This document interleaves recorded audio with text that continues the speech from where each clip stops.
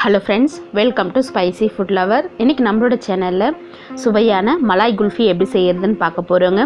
ரொம்பவே டேஸ்டியான இந்த குல்ஃபி செய்யிறதுக்கு பாத்தீங்கன்னா குல்ஃபி மோட் எதுவும் இல்ல. நம்ம வச்சிருக்கிற டம்ளர்லயே செய்யலாங்க. சூப்பரா. வாங்க இந்த குல்ஃபி ரெசிபியை வீடியோ முழுமையா பார்த்துட்டு அதுக்கு அப்புறமா லைக் பண்ணுங்க, ஷேர் பண்ணுங்க, கமெண்ட் பண்ணுங்க फ्रेंड्स. மறக்காம நம்ம சேனலை சப்ஸ்கிரைப் பண்ணி பாருங்க. இன்னைக்கு குல்ஃபி செய்யிறதுக்கு பாத்தீங்கன்னா 1 லிட்டர் ஃபுல் க்ரீம் மில்க் எடுத்துருக்கேங்க. ஆரோக்கியாவில் எடுத்துருக்கேன். நீங்கள் எந்த கம்பெனி வேணாலும் எடுத்துக்கோங்க. 1 லிட்டர் பாலையும் நம்ம அடிகனமான ஒரு பாத்திரத்தில் பிரித்து ஊற்றிக்கலாம். அப்போ தான் நம்மளுக்கு அடி பிடிக்காது.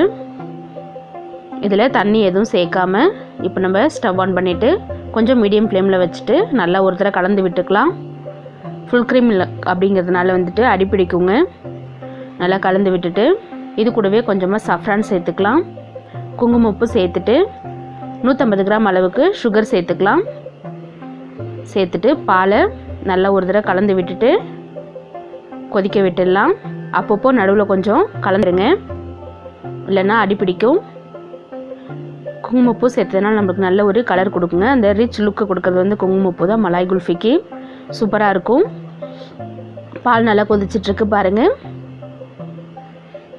பால் கொஞ்சம் கொஞ்சமாக கொதித்து நல்லா ஏடை ஃபார்ம் ஆகுங்க. அப்போ தான் நம்மளுக்கு அந்த க்ரீமியாக டேஸ்ட்டாக இருக்கும். சூப்பராக நம்மளுடைய குல்ஃபி கொஞ்சம் கொஞ்சமாக கொதித்து நல்லா கலர் மாதிரி திக்காக வரணும். பாருங்கள், லைட்டாக கலர் நல்லா சேஞ்ச் ஆகிருக்கு. ஓரங்களில் உள்ள ஏடையெல்லாம் நம்ம எடுத்து விட்டுக்கலாம். இந்த பால் கொதிக்க கொதிக்க பார்த்திங்கன்னா அந்த கலர் நல்லா மாறிடும். நம்ம குங்குமப்பூவும் சேர்த்துருக்கோம், சர்க்கரையும் சேர்த்ததுனால நல்லா திக்காக இருக்குது பாருங்கள். இப்போ நல்லா அரை மணி நேரம் கொதிச்சிருக்குங்க. அந்த ஏடி நல்லா எடுத்து விடுங்க. இது போல் நல்லா கொதித்து சுண்டை காயும் போது தான் அந்த மலாய் குல்ஃபியோட டேஸ்ட்டே வரும். பாருங்கள் எந்தளவு ஏடை ஃபார்ம் ஆகிருக்கு. பால் நல்ல கலர் மாறிடுச்சு,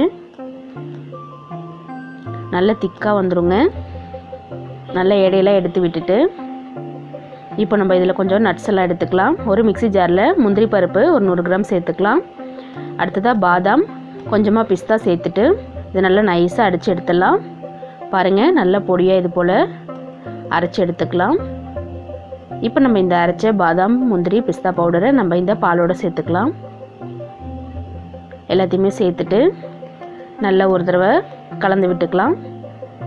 ரொம்ப நைஸாகவும் இல்லைங்க, கொஞ்சம் குறகுறப்பாகவும் அரைச்சிக்கோங்க. அப்போ தான் நம்ம குல்ஃபி சாப்பிடும்போது நம்மளுக்கு டேஸ்ட் நல்லாயிருக்கும்.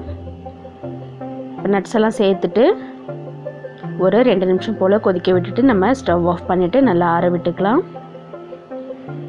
அடுத்ததாக கொஞ்சம் வாசனைக்காக ஏலக்காய் பொடி சேர்த்துக்கலாம். ஒரு 1/4 டீஸ்பூன் சேர்த்துட்டு நல்லா கலந்து விடுங்க. நம்ம சேர்த்த பால் பார்த்திங்கன்னா நல்லா கொதித்து சுண்டி நல்லா க்ரீமியாக இருக்குங்க. அப்போ தான் ஆற விட்டுடலாம். ஸ்டவ் ஆஃப் பண்ணிவிட்டு பாருங்கள், நல்லா ஆறிடுச்சு.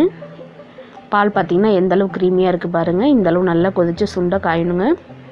இப்போ நம்ம இந்த ஆறின பாலை ஒரு மிக்ஸி ஜாரில் சேர்த்துட்டு ஒரு தடவை நல்லா அடித்து எடுத்துக்கலாம். அப்போ தான் நம்மளுக்கு நல்ல க்ரீமியாக இருக்கும் நம்மளுடைய குல்ஃபி. அவ்வளோதாங்க, நைஸாக அடித்தாச்சு. இப்போது நம்ம வச்சுருக்கிற டம்ளரில் இந்த பாலை சேர்த்துக்கலாம். சேர்த்துட்டு இதுக்கு மேலே நம்ம ஒரு சில்வர் ஷீட் போட்டு கவர் பண்ணிடலாம். இல்லை நீங்கள் ஆர்டினரி ஷீட் கூட போட்டு மேலே வந்துட்டு ரப்பர் பேண்ட் போட்டுக்குங்க. இது போல் கவர் பண்ணிவிட்டு நம்ம ஃப்ரீசரில் எல்லாத்தையுமே எடுத்து வச்சிடலாம். பாருங்கள், நம்மளுடைய குல்ஃபி சூப்பராக ரெடி ஆகிடுச்சு. அவ்வளோதான், நம்மளுடைய சூப்பரான மலாய் குல்ஃபி ரெடி ஆகிடுச்சுங்க. இதே மாதிரி நீங்கள் உங்கள் வீட்டில் மலாய் குல்ஃபி செஞ்சு பார்த்துட்டு கமெண்ட் பண்ணுங்கள் ஃப்ரெண்ட்ஸ். இந்த வீடியோ பிடிச்சிருந்ததுன்னா லைக் பண்ணுங்கள், ஷேர் பண்ணுங்கள், மறக்காம நம்ம சேனலை சப்ஸ்கிரைப் பண்ணிவிட்டு பாருங்கள். அப்போ தான் நான் போடுற வீடியோஸ் எல்லாமே உங்களுக்கு நோட்டிஃபிகேஷனில் உடனே வரும்.